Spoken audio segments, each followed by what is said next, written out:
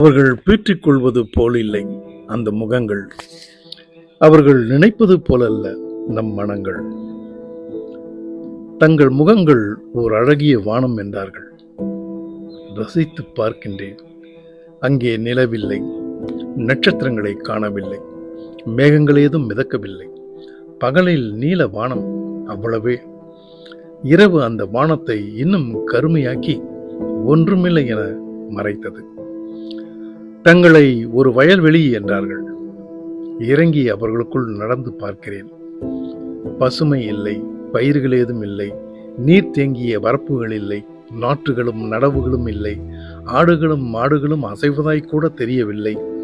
விளைபயிர்களோ அறுவடைகளோ ஒன்றுமில்லை. எமை ஈர்க்கும் என நினைத்த வயல்வெளி அது இல்லை. ஆம், அவர்கள் இல்லை.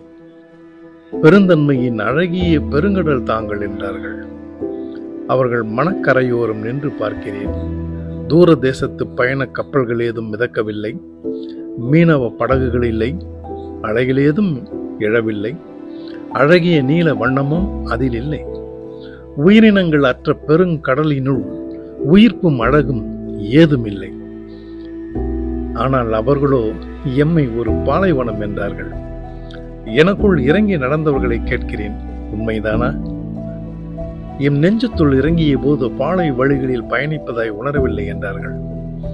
ஒட்டகத்தை விட உயர்ந்த அன்பினும் தோள்களில் அவர்களை சுமந்து தங்கள் பாலை வாழ்வை பயணிக்க உதவியதாக உண்மை பேசிய நண்பர்கள் சிலர் சொன்னார்கள். நீர்ச்சுனைகள் நிரம்பிய மணற்சோலைகளில் நுழைந்து ஈரக்காற்றின் தழுவலை உணர்ந்தபோது மணற்பரப்பு எங்கும் மரங்களும் செடிகளும் கொடிகளும் சோலை பறவைகளும் எம் அன்பின் அழகியில் தங்களை திணறடித்ததாக அகம் மகிழ்ந்தார்கள். ஆம், வறண்ட நிலமென வசை கருத்து சொல்லப்பட்டாலும் திசை மாறாமல் இறங்கி நடப்பவர்களே அதன் அழகை அறிவார்கள். அப்படி அறிந்தவர்கள் அவர்கள்.